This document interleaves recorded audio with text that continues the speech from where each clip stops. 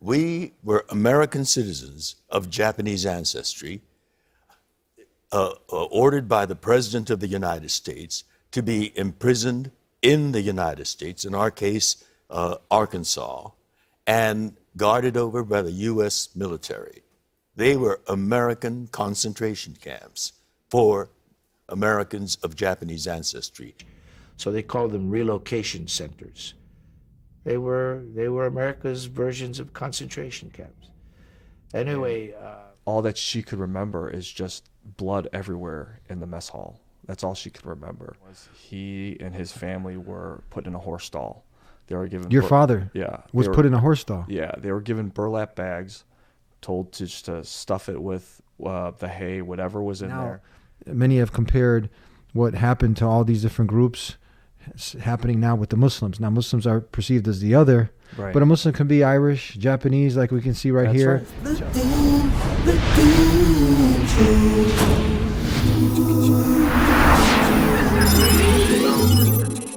Assalamu alaikum, greetings of peace. Welcome to the Dean Show. I'm Eddie, your host, and we got a lot to talk about today with my next guest, Brian Ozaki. How are you? Alhamdulillah, I'm doing well, thank you. Very nice to have you here with us. Thank you for having me.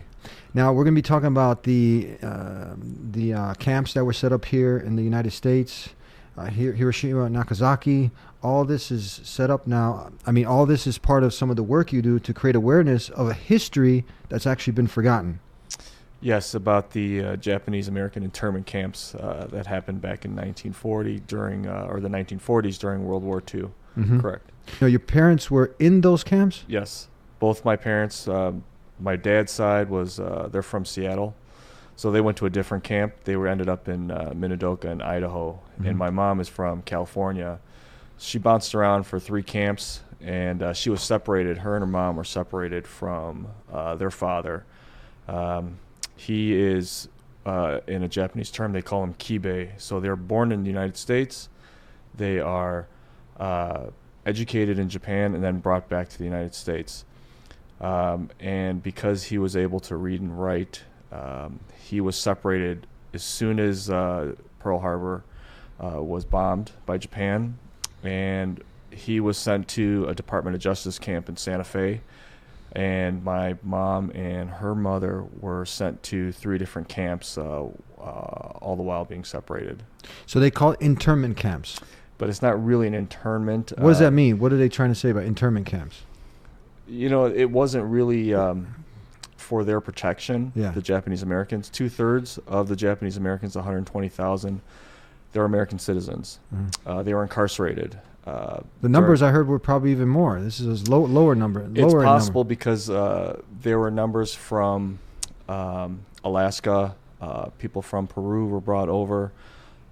People were put in Department of Justice camps, and not only the War Relocation Authority camps.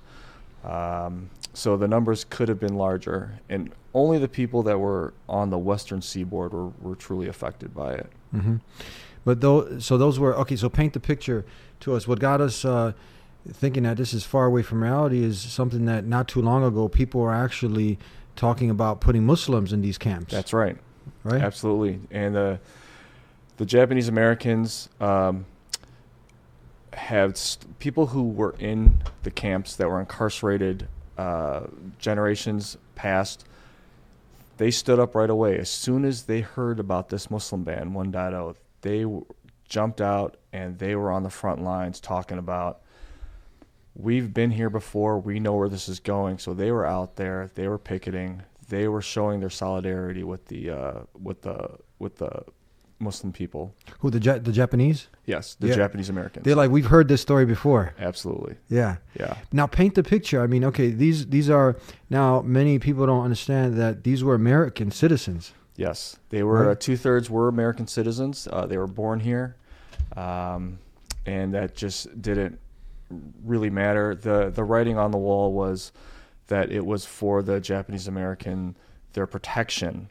However, any of the camps that if anybody visited or had pictures of, there were guard towers and there was barbed wire and there were gun turrets on the top, but they were facing inside towards the camp, not outside away from the camp.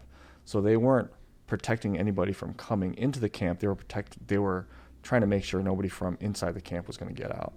Now, was there a justifiable means to this? Was there something going on that there was some evidence proof that now citizens were going to rebel against their government? There wasn't actual proof. What happened was there was a lot of wartime hysteria. There was a lot of fear. There was already an anti-Asian sentiment happening way before 1941, and this was just an excuse. There was the Chinese Exclusion Act that was going on, and they needed cheap labor to come in to help farm on the West Coast, so they brought Japanese in to farm. They were able to farm land that was thought to be just, you couldn't grow anything on it, and they were able to do it. So then what happened was this kind of helped the Farmers Association to, let's get behind this. We'll push the Japanese Americans out. We can take their property and their fields and their growth. That's what actually happens when they got put in these camps. All their businesses, properties, everything, the locals, whoever, people ended up taking that. Yes, you were only allowed to bring what you could carry, and that was it. People were selling their property, their farming equipment, their businesses for nothing. Yeah, a lot of it just got.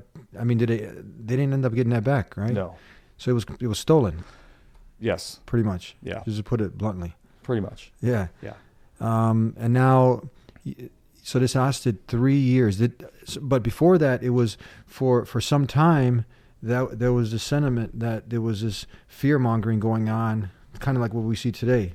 Exactly. It's exactly what's happening, and you can see the similarities. And there are some people out there that will say this is completely different than what happened to the Japanese Americans.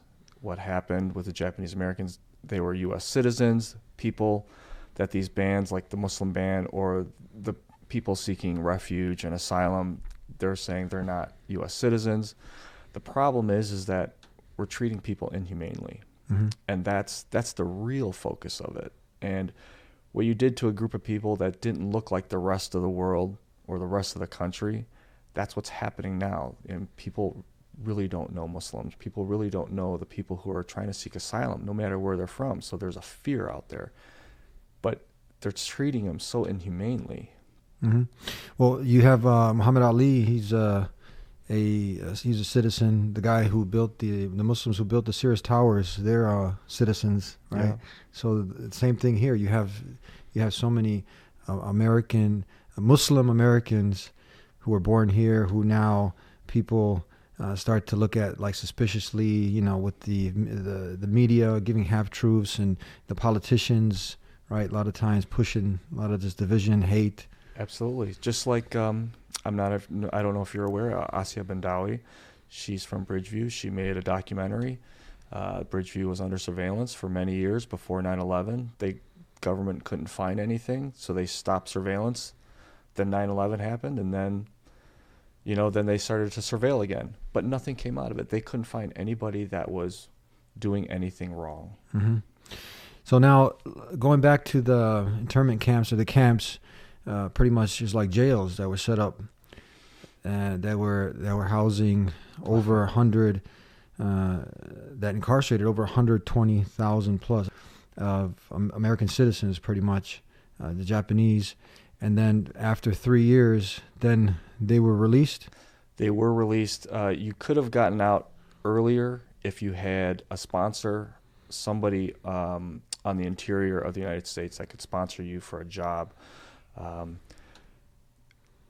The places that the 10 camps that were created, they were not there. So they were built as they were being relocated. So first people were put in places like state fairs, open fields, horse farms, like my dad went to pile up on the West Coast. And what happened was he and his family were put in a horse stall. They were given father was put in a horse stall. Yeah, they were given burlap bags, told to stuff it with the hay, whatever was in there, and they stayed there for a while until Minidoka was ready. What was your father doing before this happened? What was he involved in? What kind of a business? What was he? He was in school, but what happened? But his family, they took care of like a rooming house in Seattle. Mm-hmm. Yeah. Did they feel that they felt this was coming on? Was this something No. that just overnight people came and came and took them and? For my dad's side of the family, that's how it felt to them. Yeah. Yeah. So now then what happens is from there, and this is without any trial, without any. Right. A notice went up. Executive Order 9066 went up.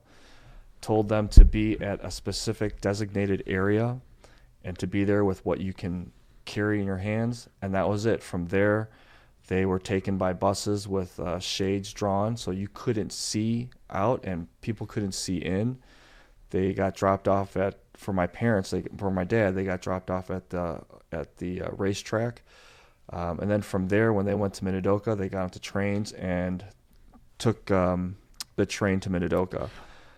It is a desolate area in Idaho. It's by Twin Falls, Idaho. There is nothing but dust in the summer. It's hot in the winter. It's snow. They were makeshift barracks with just tar paper on the outside. So dust came in, snow came in. It was cold, and you had multiple families living in one barracks. So you just got a notice saying show up here. What did it read? Like all Japanese citizens? Yeah. So that's what it read, and then you showed Literally, up. it said all Japanese. Yeah. Need to report here and here, or you're going to be shot, killed. What I mean, or there's some kind of consequence. Because what happened was they made it seem as though it was for their protection. Yeah. But everybody was stripped of their identity. So you were not given your name. You didn't get to keep your name. You were given a tag with a number. You become a number. Yes. So you had a tag with a number. You put that on each person in your family. Do you remember what number your father was? Or? I don't. So they got a number. Yeah. That's how they're identified. Yeah. Not by their name anymore, by that number. Wow. No. And that's not too. That was just around the corner. It was really. It was 78 years ago. Yeah. Yeah. And then, pretty much your whole livelihood, everything that you worked up until about that time, it was all gone. Then, right? Pretty much. Yeah. And then when camps let out, like my mom and her mom, they had nowhere to go, so they stayed in camps until it closed in 46. And then when you got let out, you were given $25 and a train ticket, and that was it. That was it. Yeah. Reagan, sometime later, he paid out some. Yeah, he did. There was some money that was paid out, like $20,000 to each person that was still living, that was incarcerated. Correct. What did you think about that? You know, I was a kid, so, you know. Your parents, how did they? Right. I mean, to my dad, it was a slap in the face. My dad took this to heart, and my dad was a certain way his entire life. He couldn't be more pro-American than anybody. He ended up fighting for the United States during the Korean War. He only bought American cars. If anybody disrespected the flag, he was going to tell you right away. I mean, he loved America. And there was things that he did that it wasn't until later on that I figured out why he did it. You know, like he didn't want to be known as Japanese or Asian or somebody different. He wanted to be that American guy. But you know, you can't erase the color of your skin. You can't erase the way that your features look, you know. But, you know, that's what happened to him. That's how he lived out his life based off of what happened to him.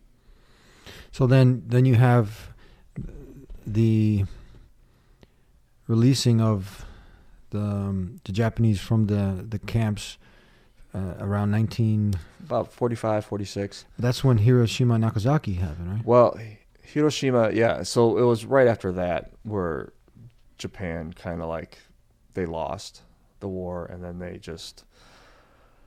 that was it. And they were releasing people before that if they had sponsors, but it was after that they just kind of said, okay, we're releasing. Yeah. How many people died in that? innocent people. I mean, innocent A lives. ton of innocent people died. I don't have that number, but a ton of people died. To this day, you have people who are still Yeah, suffering. absolutely.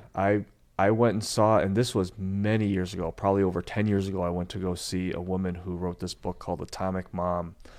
And she was one of the women who helped develop the atomic bomb. And then she worked with some Japanese women, and they were probably second or third generation, and she was still having health issues from the atomic bomb. Yeah, it's in the hundreds of thousands minimum. These are probably low numbers. I mean, and then millions who have been affected still, where there's this indiscriminate just bomb on Just on So- humanity. And on- so, yeah. you know, we're the only country to ever use this bomb. And now, you know, we're the ones that are telling people not to use it, right? But we have the most of them. Uh-huh. Yeah. So we talk about these things now why do you're part of an organization that comes out and speaks and creates awareness. What motivated you to do that, to be a part of something like this?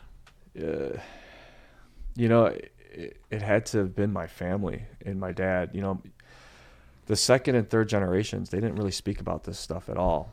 They didn't speak about the camps. I had to really do my research and then pull it out of my parents. They didn't want to talk about it. They were still traumatized, probably, right? Yeah, it was just definitely. a part of history that, you know, they didn't want to talk about it. They lived it, they experienced it, but they didn't want to talk about it. So Mhm. I kept pulling it out of them. And, you know, it was something that I remembered that I didn't learn about too much. I just heard about a little bit, and that was it. So, you know, when my son was in the 5th grade, his teacher, she's brilliant, and she was going over this chapter in history, and she happened to find out from my son that his grandparents, my parents, were in these camps. So she really sent my wife and I a letter asking, please, can they come in? So my parents said no, but I eventually got them to say yes. And they came into the school and they shared their experience with the class in a very G-rated version for the 5th graders. And they recorded it.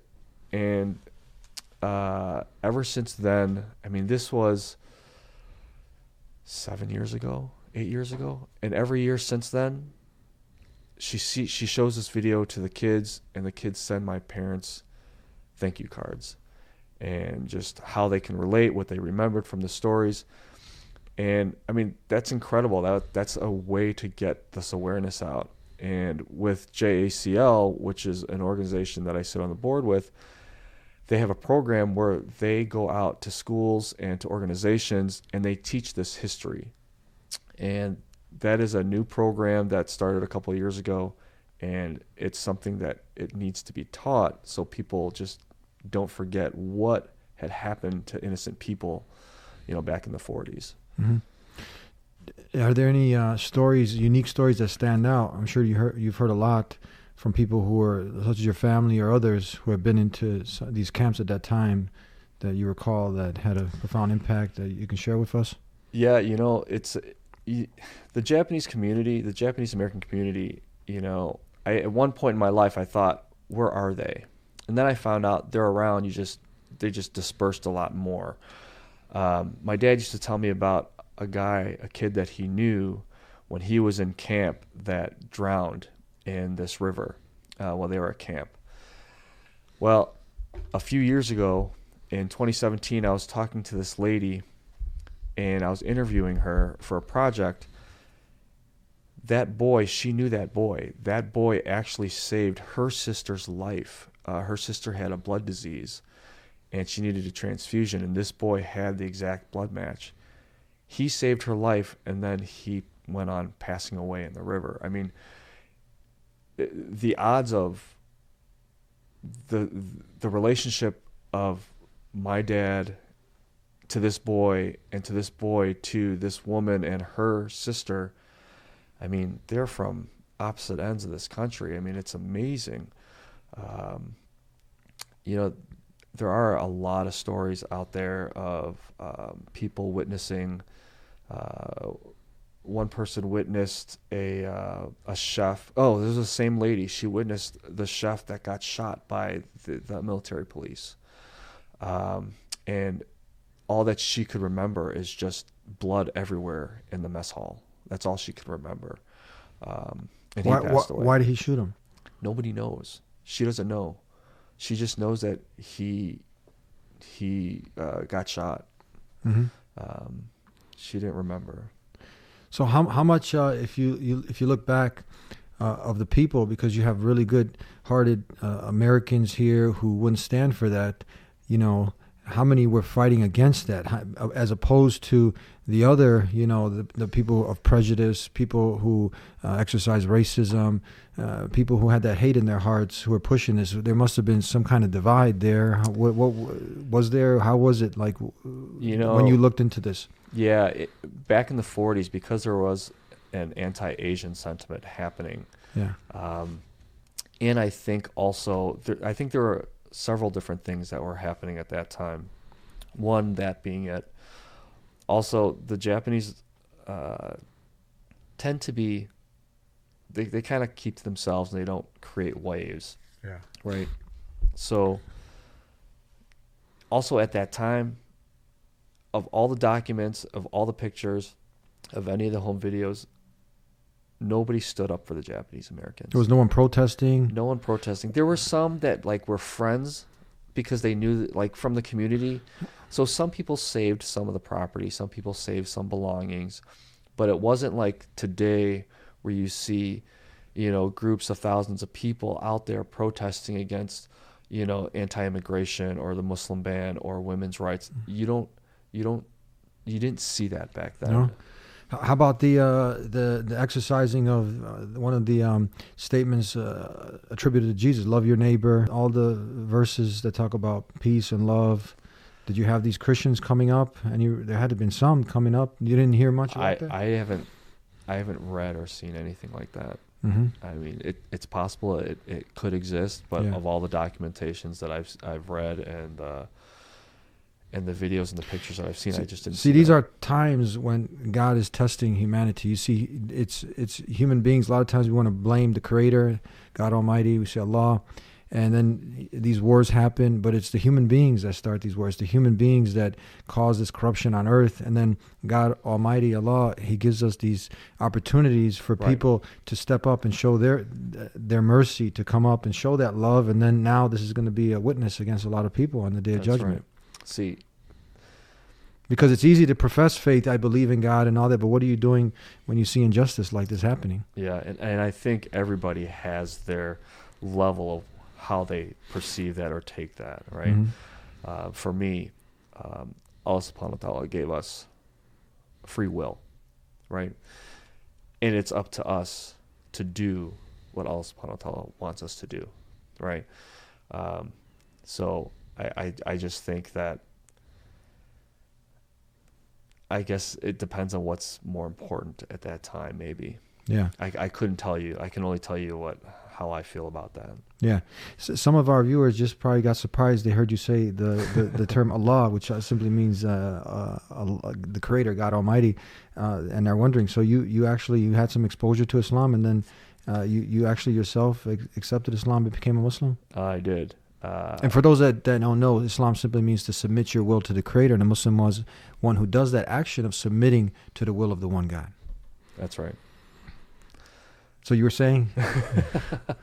Yeah, so I did. I grew up very different, and I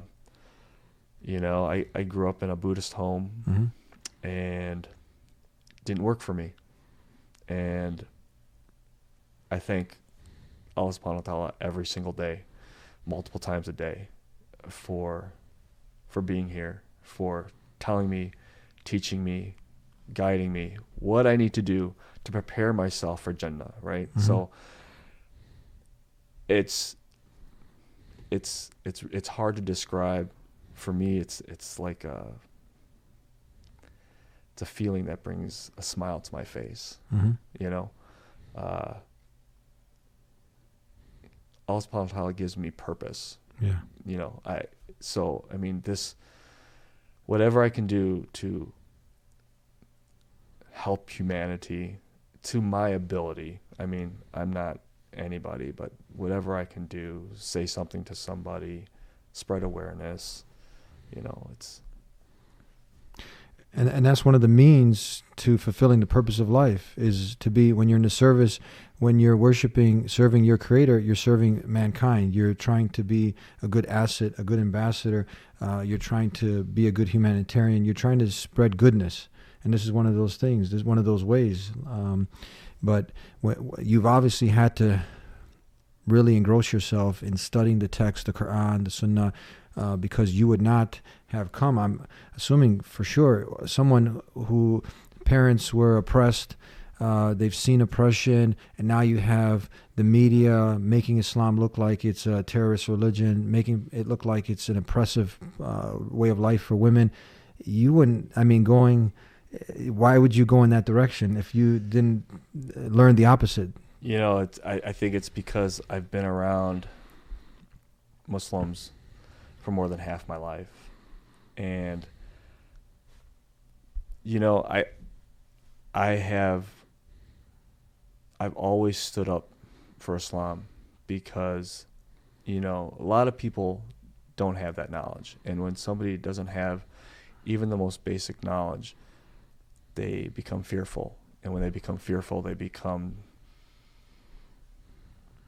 I don't know, angry or belligerent. Yeah. And, you know, I would, to the best of my knowledge at that point in time, I would try to, you know, tell them that whatever you're hearing, it's not what it is, right? And you try to give them examples, and people would pull things from here and there and say, well, this says this.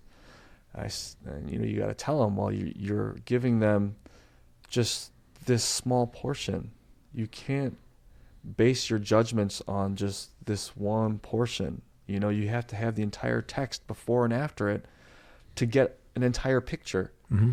And oftentimes it's not even that simple. You have to have the whole parts even before that and after that to truly understand that. And then you have to have the stories that backfill that, right? Like the hadiths, right? You need some of that information to give it more context. Yeah. So it's not as cut and dry and saying, oh, they're barbarians and they treat their women terribly and they're not allowed to do this and they can have, you know, X amount of wives. It's just, you know, you can't get angry with people like that. You just have to try to tell them that, you know, that's not what it is and this is what it is, Mm-hmm. right? Now we saw that that hate being perpetuated with many people who have come over to the Americas, starting with, let's say, you had the Catholics. So you had Christian on Christian hate. So you had the Christians hating on the Catholics from here. And then you had the Irish. Then you had, what came after that? Then now you start coming along, you had the Japanese now. Now we have a live example of your parents who are in those jails, those camps. So we can see, like, when anyone who was perceived as the other, Right. right? Who doesn't walk like us, talk like us, have the slang like us, doesn't have a skin like color like us. Right. They're the other. But it even went so far back as to other, just they had the same color, but maybe a different little dialect. Sure. But now it's coming. So we have a live example we were giving with your story, your family story, of something that didn't just happen yesterday. It was Yeah, it was like 78 years ago. Yeah, it was just around the corner. Yeah. And now history is there so we can study it. So hopefully we can get some good from it and not let the evils repeat itself. But now many have compared what happened to all these different groups happening now with the Muslims. Now Muslims are perceived as the other, Right. but a Muslim can be Irish, Japanese, like we can see right That's here, Mexican, Italian, white American, because a Muslim is one like Jesus, Moses, Abraham, Muhammad, peace be upon them all, one who just submits to the will of God. That's right. Yeah. Absolutely. And I think that's what the power, a lot of the satanic forces and the people of division, the people who want to spread this hate, that's where they fear Islam a lot, because Islam brings humanity together. Islam is something that unites people under the worship of one God, doing good deeds, being a good human being. And I had an interview with a Christian not too long ago, Mr. Benjamin, and his followers, they were watching the program, and they got to see us interact and talk. And then we heard some of their feedback, and I was amazed to see like what some people were saying.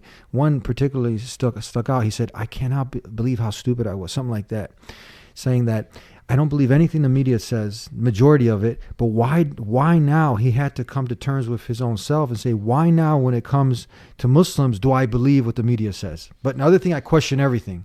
But now when it comes to Muslims, when they say something against Muslims and Islam, I just swallow it whole. Right. You know? Oftentimes, if you don't know any Muslims, right, you don't know, right? You have no idea. And then you have to think, what does a Muslim look like? I hear oftentimes about how people are like, well, you don't look like a Muslim, or, how do I know if you're Muslim or not, right? It's not something you wear unless, if you wear a hijab or, Yeah. But, what does a Muslim look like? It looks like you, looks You? like me. I mean, Yeah. We're We're totally now opposite probably to what people will be thinking the Muslims look like, right? Because they're thinking some Arab in the desert, big turban with a sword on a camel. Sure, absolutely. It's like whatever they want to show in the movies, right? In entertainment. But they got two right now sitting in front of them on the screen, big screen, huh? Yeah. So we crushed that stereotype right there. Absolutely. Yeah. Absolutely. Another thing is when you think about the justice and the beauty of this beautiful way of life, Islam, that would never allow something like when you look at this indiscriminate bombing of innocent human beings, like the Hiroshima Nagasaki. I mean, Muslims didn't do this.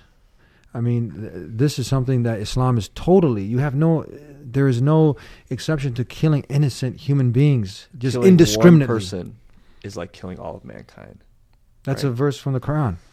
Yeah. You got to take that to heart. I mean, you have to believe it. Yeah. So it's crazy how, some of these, you see some people doing the worst heinous criminal acts and then flipping it and trying to make Muslims, as they're the people terrorizing and spreading corruption on the earth. It's amazing. It reminds me of one verse in the Quran where God Almighty is talking about this, talking about they wish to spread, I'm paraphrasing, saying that they're the people of peace, but they're actually the ones spreading corruption in the land. It's crazy. It is. Yeah. It's unfortunate. And I think,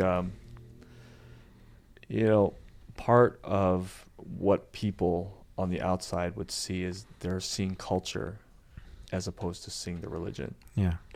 And I think sometimes it's not entirely their fault for seeing that too. Yeah. Right. So I think in some cases, we have to take responsibility for that. Mm-hmm. Right. So I believe in the pure faith, and so I try my best every day to do the best that I can based on Islam. What was it that finally had you? How much time did it take for you researching that you finally decided that this is the way of life from the Creator and I'm going to accept it? I think it's I was tired of just the way that I was living my life. Nobody was holding me accountable for it, right? And I kept screwing up. And when you screw up, oftentimes, it hurts you. But a lot of times it hurts others too when you screw up. So, I was tired of screwing up, and the way I was living my life wasn't working. And Allah subhanahu wa ta'ala showed me, He holds me accountable for all of my actions. And, it's been a blessing. Mm-hmm. You've traveled to Japan?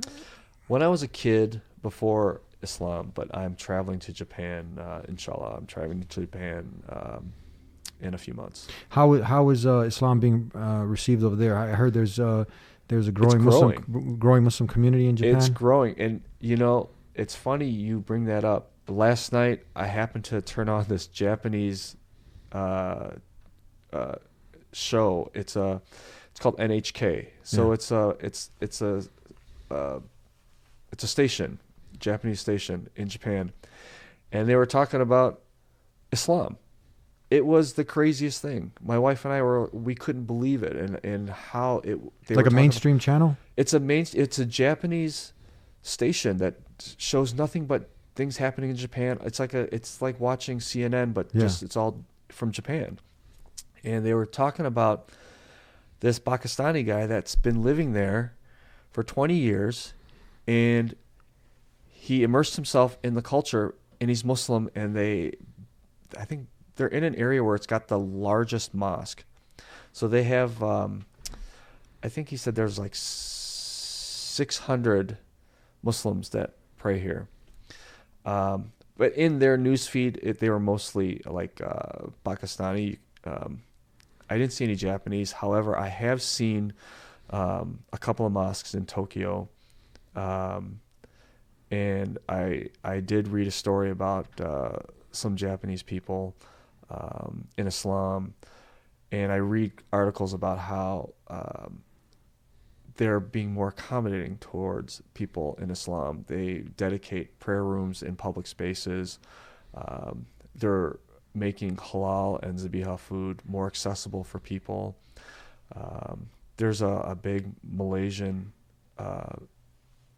group that goes there. I mean, it's they come, they do business, they vacation. So, Malaysia is a huge Muslim population. Mm-hmm. So they are more accommodating towards Muslim people now. Mm-hmm. That's beautiful to hear. Yeah, Do you speak no, I don't. I kick myself for that, and I'm sure my mom does too, because my mom can speak. But I'm really excited to go because I really want to see like this Muslim culture out there. Yeah.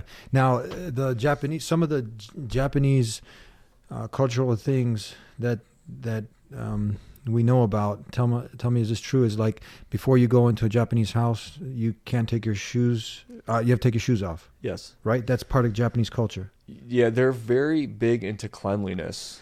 Okay. So before you enter the house, you take your shoes off, and so you would wear slippers, and then they would have special slippers for like the restroom. Yeah. So you only have restroom slippers, and then you have the rest of the house slippers. Uh-huh. And that's beautiful because Islam, cleanliness, purity is a part of our iman, our faith. Yes. So we do the same thing. Take your shoes off in the house, right? Right. You're always making sure you're clean, right? Absolutely. Spiritually, physically. Absolutely. So now when somebody from the Japanese, they accept, this is one of those things of the culture that just goes really, because with Islam, you don't just throw everything out the culture. There's some things like, for instance, in some cultures, mainly here, there's a lot of good things, but there's some things like it's just common to go in the house with the shoes. Yeah. Right? Mm-hmm. So you're bringing in, like, I did a program on this talking about this, but this is something that people can take from one of the beautiful things, Islam and the Japanese culture, right? Because they did a study about the hundreds of different germs and things that you bring in your shoes and you bring inside the house and put it on your bed. Yeah, you jump on the bed with your shoes on. Yeah. And that's the thing about now. You think now you have, because your way is superior, but then you end up putting other people down because you don't understand that. Why I got to take my shoes off, this and that and the other. And then you're saying like, wow, this actually makes more sense. Yeah. Yeah. What else is there? With Japanese, they'll do Japanese will, the tradition was less handshake, more of a nod. It was a bow. Correct. Yeah. Uh-huh. Yeah, and it's always kind of like, there's different angles of bows. Yeah, tell us about that. Well, there's different angles of bows, right? Mm-hmm. And so depending on, it's also a level of respect, right? Whether it's a teacher or a parent or an elder, right? You would always try to at least have your bow lower than theirs, right? And you wouldn't raise from your bow until they would raise first, right? Mm-hmm. It's a lot of it just is based off of respect. Yeah. You do martial arts, Brazilian jiu-jitsu. I do kendo, so there's a lot of similarities between the culture and Islam Yeah. that I sometimes parallel. Yeah.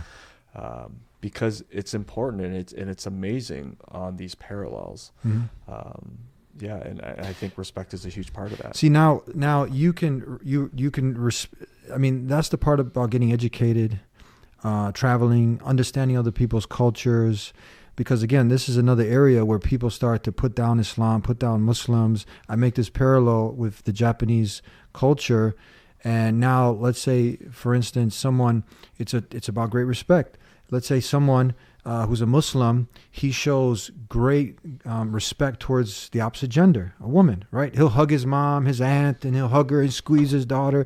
But now someone else's wife, he's not groping he's not kissing her and almost on the cheek, but almost on the lips and stuff, and hugging her. And no, it's like respect. He respects your wife. He's not going to even touch her. He doesn't come in her space. That's right. Right? It's not about putting a woman down. That's right. Right? So I make this parallel. Well, now you can, because you don't understand, it's a little different than your culture. Why are you going to go crazy and start, spewing all sorts of hate rhetoric and whatnot because you just don't understand? Yeah, I believe that's, it's not for everybody, and everybody doesn't do that. And I believe that it is. Yeah, I'm specifically, hate and fear is you're not born with it. No, it's something you're taught, whether it's in the home or within your peers, and it's just the lack of that education of knowing what you fear and what you hate. You know what I'm talking about, right? You have do. those specific group of people, but it's sad because sometimes if the good people, they remain silent, they don't speak out, then it spreads like a disease. It does. And then, but hopefully, within time you can maybe turn that disease around and hope for a cure.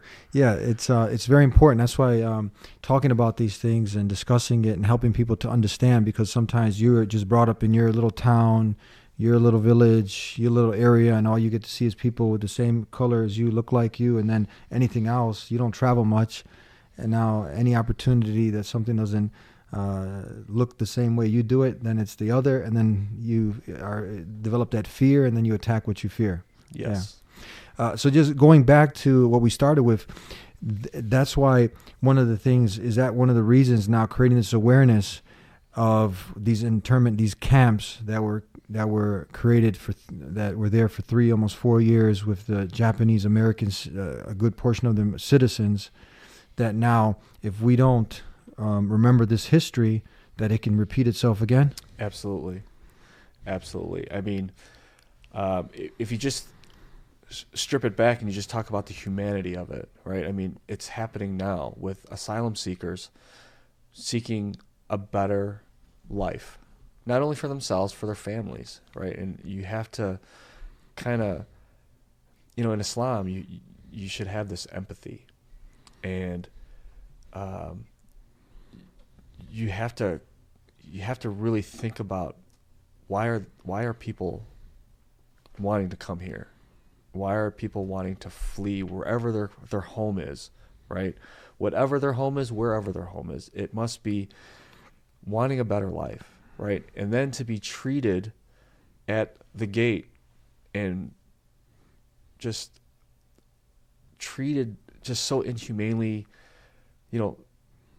not giving them the opportunity to come into this country. The percentage of asylum seekers that actually come in is like 0.04%, I believe it is. 0.04%. The camp that we were just at had about 1,800 people in it, in Matamoros. 1,800 people. So 0.04% of that population will come into the United States. That's almost nothing. And to see how they're forced to live just so they can have a better life, no matter what they're fleeing, whether it's violence, drugs, war, anything that they're fleeing, to live in how they're living, to them it's so worth it to live in these conditions, to flee from where they're fleeing. You have to think about, if they're here living like this, imagine what they're running from. And we have to, as humans, think harder about this and try to help them. So you went down. This was in Texas? It's right on the border of Brownsville, Texas, Uh-huh. just on the opposite end of the Rio Grande as Matamoros, Mexico, and that's where there's a tent camp right now. Mm-hmm. Yeah. So those are the asylum seekers who are trying to come in. Yes. So what's you've been there? How is it down? What's the status of the people now, and what happens when they enter these? They're in a camp there, right? They're in a camp. They're in a tent camp, and they're on the levee side of the Rio Grande. Uh-huh. So if the Rio Grande ever floods, I mean, they're gonna hit it. I mean, they're in direct path of it. Yeah. They're segregated by kind of like by the country where they're from, and so they have these neighborhoods, and they make do with what they have, with what God created. They're making kitchens out of what God created by tree branches, twine, mud, earth, and then whatever they can find to use as a cooking element, Mm-hmm. like a part of a file cabinet they'll use as a stovetop. I mean, the ingenuity that they have to survive is amazing. But they don't have jobs. They want jobs. They want a life. They want to provide for their family, but we just aren't giving them this opportunity.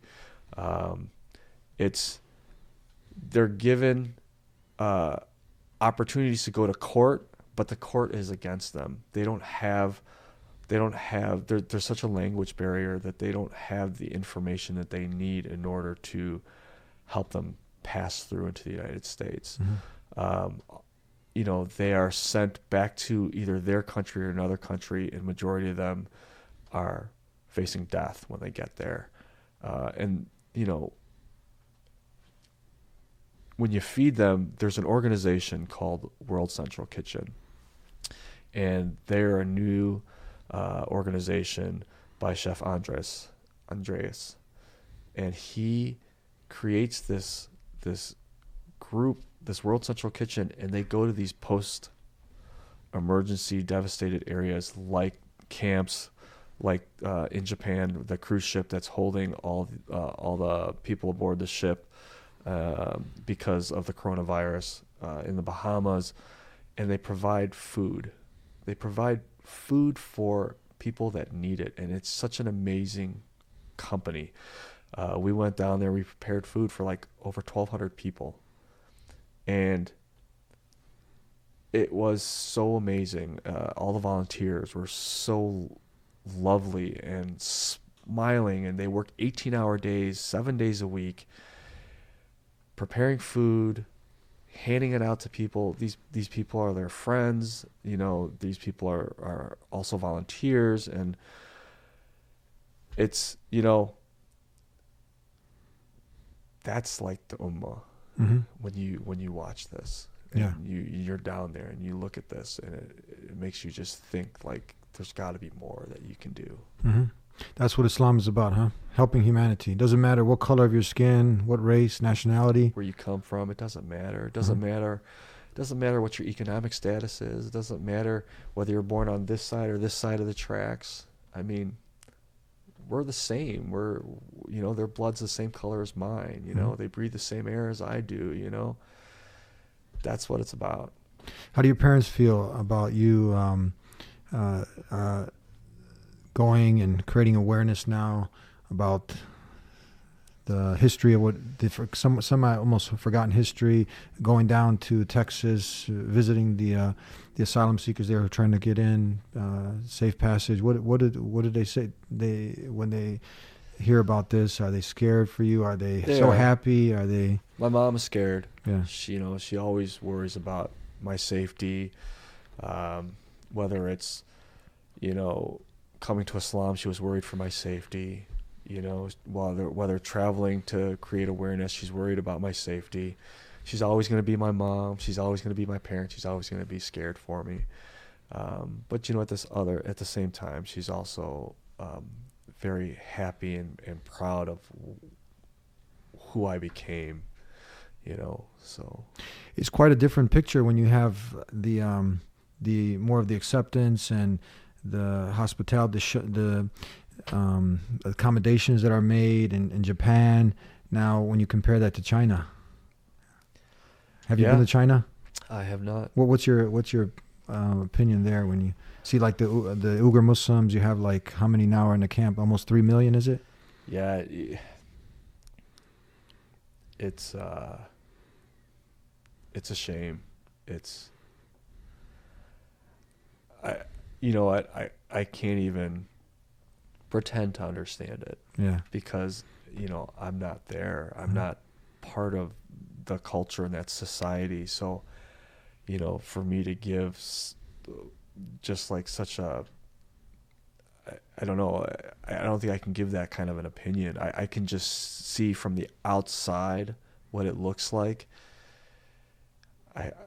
Something has to be done. Yeah. I mean, to have citizens of a country wrangled up and put in an area that they can never leave, and they're being told they can't practice their religion, they can't wear hijab, they can't do the things that they grew up doing or recently came to do. I mean, it's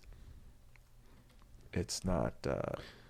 How are Muslims received, like the Muslim women who are imitating Mary, the mother of Jesus, wearing the hijab, who are practicing that modest dress code in Japan? How do they get received over there, from your knowledge?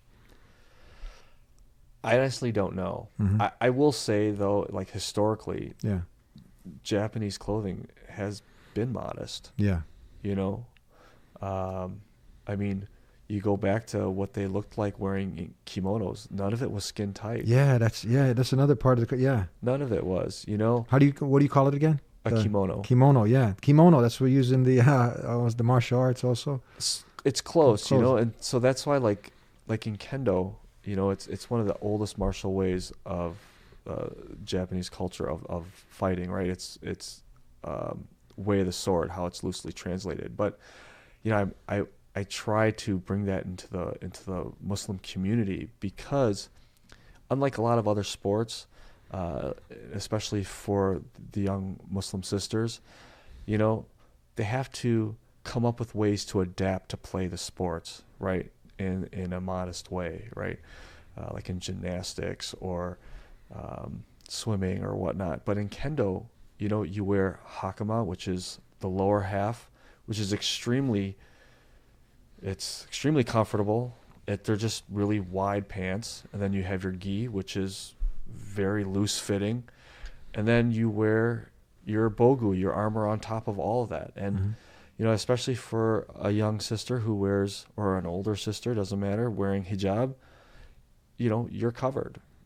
So you don't have to worry about what do I have to figure out to be a part of this, right? I mean, obviously, it's not only for people or for women who wear hijab, but it's something where you don't have to worry about trying to find an alternate clothing apparel to fit this. Yeah. Right. So when you hear about we just mentioned part of the culture, modesty, the greeting of respect. Then we talked about the cleanliness. And now when you add in some of the other things, if you're talking to someone of Japanese background, do you feel like, because we know Islam is the natural way, worship the creator, not the creation, be a good human being, be morally upright. It just, the tenets of Islam just makes sense. It's not hard to comprehend, to live. It's the pure way. So when you talk to someone who already in their culture has many of these qualities, have you had experience and talking to some Japanese people? Have they been receptive? Have you shared some of the teachings of Islam? How do they take to it? I mean, honestly, it's not a subject that gets brought up. I think because I think there is this respect level even between generations of being Japanese American or people from Japan. I just think that there's this respect level, and I'm sure people have these discussions, but personally with me, they don't ask me, and they don't talk about it. I'm always open to talk about it, but it's just not something that really happens. Yeah. And you know what, to be perfectly honest, I can't grow facial hair, right? It's like for me, it's a Japanese gene. I just can't grow facial hair, right? So, and I don't wear a dopey, so it's like, if you were to look at me, you would walk right by me and not even think about saying salam to me, Yeah. right? So I'm sure it's the same when other people see me from my culture. They probably just think of me as just Japanese, and that's it. They don't think of me as being Muslim. Mm-hmm. When you're going, you said you're going soon to Japan. Yeah, in a few months. What's the main martial art there that's practiced Well, I think that originates from there? Well, sumo is a huge Japanese sport that is there. Kendo. We'd have to adjust the attire for sumo. It's Muslim. Yeah. There's a lot of touching and grabbing in there. Yeah. But for like kendo's, it's taught all the way from like grade school. What's taught? Kendo. Uh-huh. Kendo is the way of the sword. So, yeah. When samurais could no longer practice being a samurai, they would hide it by doing kendo, and it's instead of the sword, it's a bamboo sword. And so that's what I would say. That's maybe one of the majority of the martial ways that is being taught. Is the fighting with the sword? Yes. Yeah, they have some of the best. What is it? What's the name of the sword? The specific sword that the samurais would use out there. There's a specific name for it. I forgot. Is it tatami sword or? Oh, the katana sword. Katana sword. Yeah. Yeah. I mean, there's just even the craftsmanship of building the sword. Yeah. is amazing if you ever watch a documentary. So samurais. This is the way when you study. This is from the Japanese. Yeah, it's right? the way of the samurai. The It's way the of the way of the samurai. sword. Correct. And then they had certain principles that they would live by. Yeah, it's the Budo. Uh-huh. It's the world of it's the way of Budo. It's the way of the warrior. It's how there are 7 principles. There's several principles. Do you remember some of those? You had integrity. You had courage. You had what else? Character. You had really. I mean, when you look at all the points, some really good points that correlate really beautifully with Islam. Absolutely. Yeah. I agree with you 100%. Like if many people would just live by some of those principles, they probably wouldn't have been the internment camps, right? Probably not. Yeah, if people were living by some of those principles, we wouldn't have much of the conflicts. But that's the thing. A lot of times we go away from many of these good principles that were ultimately sent down by the Creator for humanity, and then we end up, following the ways that I mean, it's easier to do the wrong thing than to do the right thing. Mm-hmm. Yeah. So at the end, before we conclude, what message would you have for now with the past, and then what can we learn from that for people who didn't know this history, who are learning about it now, listening to us, seeing a Japanese Muslim for the first time, right? Someone who has heard so many negative things out there. What would you say? What would you say to such a person? I would ask them to ask me questions, Mm-hmm. or if you know a Muslim, talk to them. If you don't know a Muslim, befriend a Muslim, right? I think it's the only way that you would understand. And if you want to talk about immigration policies or Muslim bans, you have to talk to people to understand. Talk to people firsthand, right? People who know about the subject, somebody who has experienced the subject in one form or fashion. It's all about the education. Mm-hmm. That's what it comes down to, is just to be educated. Wow, that's profound, to be educated. I mean, when we're not educated properly, ignorance leads. Yeah, and it's a lot easier to, like I said, when ignorance leads you, it's just easier to do the wrong thing. Mm-hmm. Yeah. Do you see with the political race coming now, with the new elections? Do you see some of this stuff being brought back to the surface again? I do, and I think the only way to combat it truly is to get out and vote. I think that's the only way that is a way to possibly stop it or to slow it down, is to get out and vote. And hopefully, whatever your vote is, make sure it's the right vote, whatever you believe in. But I think, bring about awareness, speak publicly about it, speak up about it, have conviction, and, just educate. Mm-hmm. Do you get in, because you've done, just a couple more questions, you've done extensive research in this area with the Pearl Harbor and everything. I have. Yeah. Yeah. How do you ever get down, and what's your opinion because there's also a great debate, and many have unfolded that a lot of this stuff was already known. What do you know? What was you mean? What was coming? Yeah. It's really based on fear. Mm-hmm. Truly, everything that happened and the reasonings of why things have happened is truly based on fear. There was actually no physical evidence to show that that the accusations that the military was throwing out there was actually true, and it's been proven by U.S. documents. So, what was proven?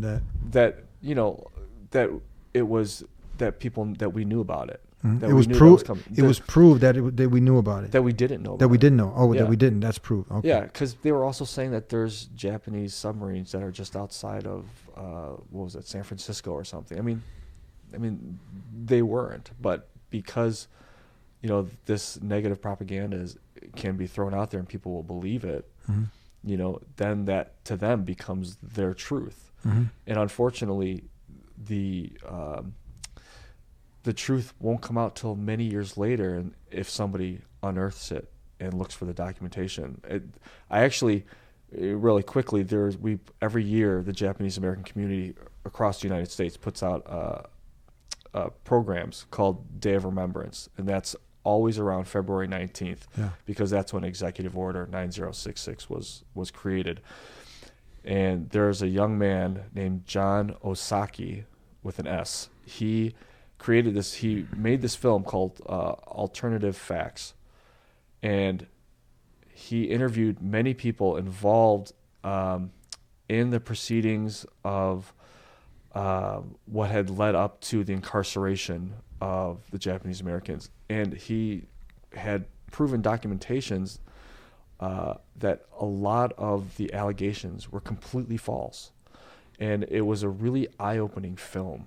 A lot of it, some people that are historians of this particular subject kind of knew it, but when you watch this film, you actually hear the testimonies of people that were actually involved in the documentations that were unearthed to prove it.